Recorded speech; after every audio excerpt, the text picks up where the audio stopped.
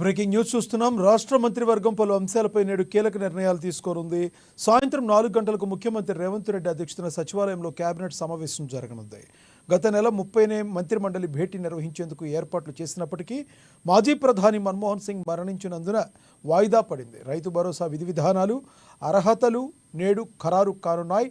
పంట వేసిన వారందరికీ రైతు భరోసా, సుదీర్ఘ సంప్రదింపులు, చర్చల తర్వాత రైతు భరోసాపై కేబినెట్ సబ్ కమిటీ శుక్రవారం సీఎం రేవంత్ రెడ్డికి నివేదిక సమర్పించింది. ఇవాళ మంత్రివర్గంలో చర్చించి తుది నిర్ణయం తీసుకోనున్నారు. పంట వేసిన వారందరికీ రైతు భరోసా ఇవ్వాలని, ఆదాయ పన్ను చెల్లింపు, ఎకరాల పరిమితి ఉండొద్దని మంత్రివర్గ ఉపసంఘం సూచించింది. రేపటి నుంచి దరఖాస్తులు స్వీకరించాలని సిఫార్సు చేస్తుంది.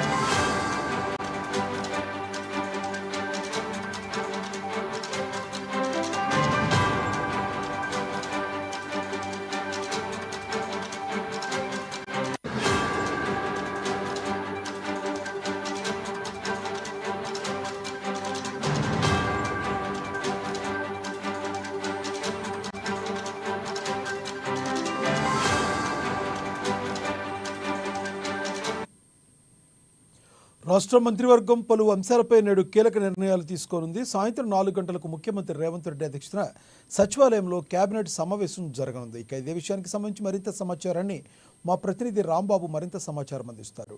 రాంబాబు, చెప్పండి, మీ దగ్గర ఉన్న తాజా సమాచారం ఏంటి?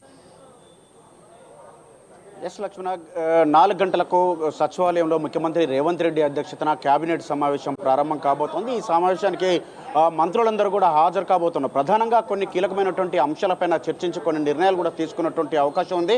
ఇప్పటికే రాష్ట్రంలో రైతు భరోసాకు సంబంధించినటువంటి అంశంపైన ఒక చర్చ జరుగుతూ ఉంది. రైతు భరోసాకు సంబంధించినటువంటి విధి విధానాలపైన ఎలా ఉండబోతా ఉన్నాయి, ఏ విధంగా నిర్ణయాలు ఉండబోతున్నాయి దానిపైన ఒక చర్చ జరుగుతూ ఉంది. గత ప్రభుత్వం రైతు బంధుకు సంబంధించినటువంటి అంశం కానీ ఇప్పుడు ప్రభుత్వం రైతు భరోసాకు సంబంధించినటువంటి అంశంలో ఏ విధంగా వ్యత్యాసం సారూప్యత ఉండబోతుందని చెప్పేసి కూడా ఒక చర్చ జరుగుతూ ఉంది. ఇప్పటికే ఇప్పుడు మంత్రులు కూడా సేద్యం చేసేటువంటి, సాగు చేసేటువంటి ప్రతి ఒక్కరికి కూడా ఈ యొక్క రైతు భరోసా ఇస్తామని చెప్తున్నటువంటి నేపథ్యంలో ఇటు సాగు చేసేటువంటి ప్రతి ఒక్క రైతుకు కూడా రైతు భరోసా వస్తుందని చెప్పి ఇప్పటికే రైతులందరూ కూడా హర్షం వ్యక్తం చేస్తున్నటువంటి పరిస్థితి. మరొక వైపు ఈ రైతు భరోసాకు సంబంధించినటువంటి అంశంలో కొన్ని ఒక్క పంటకే ఇస్తారా, లేకపోతే 2 పంటలకే ఇస్తారా, లేకపోతే గతంలో 21,000 కోట్ల రూపాయలు ఈ యొక్క రైతు బంధు పేరిట దుర్వినియోగం జరిగిందని చెప్పేసి, దీంట్లో అనర్హులకు కూడా రైతు బంధు వచ్చిందని చెప్పేసి ప్రభుత్వం గుర్తించినటువంటి నేపథ్యంలో ఈ రైతు భరోసాకు సంబంధించినటువంటి ఒక విధి విధానాలు రూపొందించి ఈసారి అలాంటి అక్రమాలు జరగకుండా ఉండేందుకైతే రాష్ట్ర ప్రభుత్వం కట్టుదిట్టమైనటువంటి ఒక చర్యలు చేపట్టబోతోంది.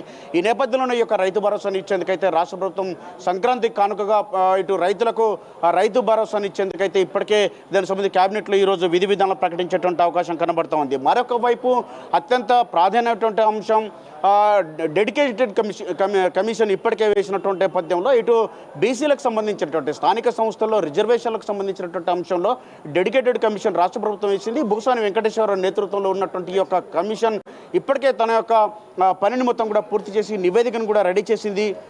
నివేదికని ఈరోజు క్యాబినెట్ ముందు ఉంచబోతోంది. కానీ క్యాబినెట్ కూడా దీనికి సంబంధించినటువంటి అంశాలు ఇప్పటికే కొన్ని రాజకీయ పక్షాలు దీనిపైన విమర్శలు చేస్తున్నటువంటి నేపథ్యంలో స్థానిక సంస్థల ఎన్నికల్లో బీసీలకు సంబంధించినటువంటి రిజర్వేషన్లకు సంబంధించినటువంటి అంశంలో ఇప్పటికే కులగణన పూర్తి చేసినటువంటి రాష్ట్ర ప్రభుత్వం ఈ యొక్క కులగణనకు సంబంధించినటువంటి సర్వే గణాంకాలను మొత్తం కూడా రాష్ట్ర ప్రభుత్వం ఈ యొక్క కమిషన్కి ఇవ్వాలని చెప్పేసి క్యాబినెట్లో ఒక నిర్ణయం తీసుకున్నటువంటి అవకాశం ఉంది. గతంలో కూడా 2019లో జరిగినటువంటి స్థానిక సంస్థల ఎన్నికల్లో అప్పుడున్నటువంటి బీఆర్ఎస్ సర్కార్ హైకోర్టును ఒప్పించి 21 నుండి 23% వరకు మాత్రమే పెంచుకొని ఈ యొక్క ఎన్నికల్లోకి వెళ్ళినటువంటి పరిస్థితి. కాబట్టి ఈసారికి ఒక్కసారికే అనుమతి ఇవ్వమని చెప్పి గతంలో కోరినటువంటి నేపథ్యంలో ఈసారి రిజర్వేషన్లు పెంచుదామని చెప్పి కాంగ్రెస్ పార్టీ ఎన్నికల్లో వాగ్దానం చేసింది. కాబట్టి రిజర్వేషన్లు పెంచే ఎన్నికలకు వెళ్ళాలని చెప్పేసి ప్రభుత్వం భావిస్తున్న నేపథ్యంలో మరొక వైపు ఫిబ్రవరి 10వ తారీఖున మొదటి దశకు సంబంధించినటువంటి స్థానిక సంస్థల ఎన్నికలు ఉండబోతా ఉన్నాయి. ఈ యొక్క జనవరి సంక్రాంతి వెళ్ళిన తర్వాత అంటే 14వ తారీఖు లేకపోతే 19వ తారీఖు నాడు నోటిఫికేషన్ కూడా వచ్చేటువంటి అవకాశం ఉంది. ఫిబ్రవరి 10న తొలి ఎన్నికలు కూడా జరగనున్నట్టు అత్యంత విశ్వసనీయ సమాచారం ఉన్నది. ఇటు 3 దశల్లో ఈ యొక్క స్థానిక సంస్థల ఎన్నికలు కూడా జరగబోతున్నాయి. దానికి సంబంధించినటువంటి ఇప్పటికే ఈ బీసీ రిజర్వేషన్లకు సంబంధించినటువంటి అంశం ఈరోజు తేలేటువంటి అవకాశం కూడా కనపడుతున్నది. దాంతోపాటుగా కొత్తగా 200 గ్రామ పంచాయతీలను అదేవిధంగా 11 కొత్త మండలాలను కూడా గుర్తిస్తూ క్యాబినెట్ ఒక నిర్ణయం తీసుకొని ఉన్నది. అదేవిధంగా గ్రామీణ ప్రాంత రోడ్లకు సంబంధించినటువంటి అంశాలు వాటన్నిటిని డెవలప్ చేయాలని చెప్పి వీటన్నిటిని కూడా హైబ్రిడ్ పద్ధతిలో డెవలప్ చేయాలని చెప్పేసి రాష్ట్ర ప్రభుత్వం భావిస్తున్నది. పంచాయతీరాజ్ శాఖలో ఉన్నటువంటి కారుణ్య నియామకాలకు సంబంధించినటువంటి అంశం పైన కూడా ఈరోజు క్లియరెన్స్ వచ్చేటువంటి అవకాశం ఉంది. యాదాద్రి ఆలయ బోర్డుకు సంబంధించినటువంటి అంశం ముఖ్యంగా ఇప్పటికే దానికి సంబంధించినటువంటి విధి విధానాలకు సంబంధించి రాష్ట్ర ప్రభుత్వం లా బోర్డుకు పంపించింది. ఈ లా బోర్డు కూడా కొన్ని సూచనలు చేసి రాష్ట్ర ప్రభుత్వానికి సీల్ కవర్లో పంపించిన తర్వాత ఈ యొక్క రాష్ట్ర ప్రభుత్వం దీనికి సంబంధించినటువంటి అంశాన్ని కూడా అటు టీటీడీ మాదిరిగా యాదగిరిగుట్ట బోర్డును ఆలయ బోర్డును కూడా ఏర్పాటు చేయాలని చెప్పేసి భావిస్తున్నది. దీనిపైన కూడా ఈరోజు క్యాబినెట్లో చర్చించేటువంటి అవకాశం ఉంది. మరొక వైపు అత్యంత కీలకమైనటువంటి భూమి లేని నిరుపేదలు ఎవరైతే ఉన్నారో వాళ్ళందరికీ కూడా 12,000 రూపాయలు ఇవ్వాలని చెప్పేసి రాష్ట్ర ప్రభుత్వం భావిస్తున్నది. దానికి సంబంధించి జాతీయ గ్రామీణ ఉపాధి హామీ పథకాన్ని క్రైటీరియాగా తీసుకోవాలని చెప్పి కొన్ని విలీన గ్రామ పంచాయతీకి సంబంధించినటువంటి అంశాలు అక్కడ ఉన్నటువంటి గ్రామాల్లో ఉన్నటువంటి రైతు కూలీలందరూ కూడా ఇప్పటికే వాళ్ళందరూ కూడా ఈ మున్సిపాలిటీలలో కలపడంతో వాళ్ళందరూ కూడా ఈ జాతీయ ఉపాధి హామీ పథకం కింద వాళ్ళందరూ లబ్ధిదారులుగా లేకపోవడంతో వీళ్ళ విషయంలో కూడా ఈ క్యాబినెట్లో చర్చించేటువంటి అవకాశం ఉంది. ఈ యొక్క ఎస్సీ వర్గీకరణకు సంబంధించినటువంటి అంశం వర్గీకరణకు సంబంధించినటువంటి ఇప్పటికే సుప్రీంకోర్టు గైడ్లైన్స్ ప్రకారం ఏదైతే తీర్పు ఇచ్చిందో దాని ప్రకారం రాష్ట్ర ముఖ్యమంత్రి రేవంత్ రెడ్డి అసెంబ్లీలోనే ప్రకటించడం జరిగింది. ఆ అసెంబ్లీలో ఈ యొక్క ఎస్సీ వర్గీకరణను అమలు చేసి తీరుతామని చెప్పి ఏబిసిడి వర్గీకరణకు సంబంధించినటువంటి అంశంలో ఇటు కమిషన్ వేయడం జరిగింది. 1 మెన్ కమిషన్ కూడా తన నివేదికను కూడా రెడీ చేసింది. నివేదికను కూడా అటు సబ్ కమిటీకి ఇవ్వడం సబ్ కమిటీ ఈరోజు క్యాబినెట్ ముందు ఉంచేటువంటి అవకాశం ఉంది. దీనిపైన కూడా నిర్ణయం తీసుకున్నటువంటి అవకాశం కనపడుతుంది. మరొక వైపు రాష్ట్రంలో ఇప్పటికే ఆదాయం పెంచేటువంటి మార్గాలపైన ఇటు మార్గాలను అన్వేషించాలని చెప్పి ఉద్యోగులకు ఇదే విధంగా వివిధ శాఖలకు సంబంధించినటువంటి అధికారులకు కూడా చెప్తున్నటువంటి పరిస్థితి. రాష్ట్రంలో ప్రతి నెల 22,000 కోట్ల రూపాయలు ఖర్చు అవుతున్నది. దానికి సంబంధించి కేవలం ఆదాయం మాత్రం 18,000 కోట్ల రూపాయలు ఉన్నది. కాబట్టి 4,000 కోట్ల రూపాయలతోటి రాష్ట్ర ప్రభుత్వం ప్రతి నెల నడుస్తుంది. కాబట్టి ఇప్పటికే 6,500 కోట్ల రూపాయలు ఉద్యోగులకు అదేవిధంగా 6,500 కోట్ల రూపాయలు గత ప్రభుత్వం చేసినటువంటి బీఆర్ఎస్ చేసినటువంటి అప్పులకు సంబంధించినటువంటి అంశంలో చెల్లిస్తున్నటువంటి నేపథ్యంలో ఇప్పటికే 13,000 కోట్ల రూపాయలు అటైపోతే రాష్ట్ర ప్రభుత్వం నడవడానికి ఇబ్బందిగా ఉన్నది. కాబట్టి ఈ ఆదాయ మార్గాలను అన్వేషించాలని చెప్పేసి కూడా అధికారులకు చెప్తున్నటువంటి పరిస్థితి. మరొక వైపు ఈ రీజనల్ రింగ్ రోడ్లకు సంబంధించి ఇప్పటికే ఉత్తర భాగానికి సంబంధించినటువంటి ఈ యొక్క టెండర్ ప్రక్రియ పనులు ప్రారంభమవుతున్నటువంటి నేపథ్యంలో దక్షిణ భాగానికి సంబంధించిన దానిపైన కూడా ముఖ్యమంత్రి కేంద్ర మంత్రులకు అదేవిధంగా ప్రధానమంత్రి కూడా లేఖ రాసినటువంటి పరిస్థితి. దీనిపైన కూడా ఎక్కడైతే ఈ యొక్క రీజనల్ రింగ్ రోడ్ల దగ్గర భూములు కోల్పోయేటువంటి రైతులు కానీ లేకపోతే ఫారెస్ట్కి సంబంధించినటువంటి అంశంలో ఈ యొక్క క్లియరెన్స్ల పైన కూడా దీనిపైన చర్చించేటువంటి అవకాశం ఉంది. ఇప్పటికే గురుకులాలకు సంబంధించినటువంటి మరొక అంశం ఇంటిగ్రేటెడ్ రెసిడెన్షియల్స్ ఏర్పాటు చేయాలని చెప్పేసి రాష్ట్ర ప్రభుత్వం భావించింది. అందులో భాగంగానే కొన్ని శంకుస్థాపనలు కూడా చేసినటువంటి అంటే భూమి పూజ చేసినటువంటి పరిస్థితి ఉన్నది. కాబట్టి ఇప్పటికీ ఈ గురుకులాలకు సంబంధించినటువంటి అనేక సమస్యలు వస్తున్నటువంటి నేపథ్యంలో గురుకులాల దగ్గర ఎక్కడ గురుకులాల్లో ఎలాంటి ఇబ్బంది కాకుండా అడిషనల్ కలెక్టర్లకు అక్కడ గురుకులాల నిద్ర చేపట్టాలని చెప్పి కలెక్టర్లు అదేవిధంగా డిఈఓలు ఎమ్మెల్యేలు మంత్రులు ఇన్ఛార్జి మంత్రులు కూడా ఉండాలని చెప్పడం జరిగింది. దీనిపైన కూడా మరొకసారి కూడా దృష్టి సారించేటువంటి అవకాశం కనబడుతోంది.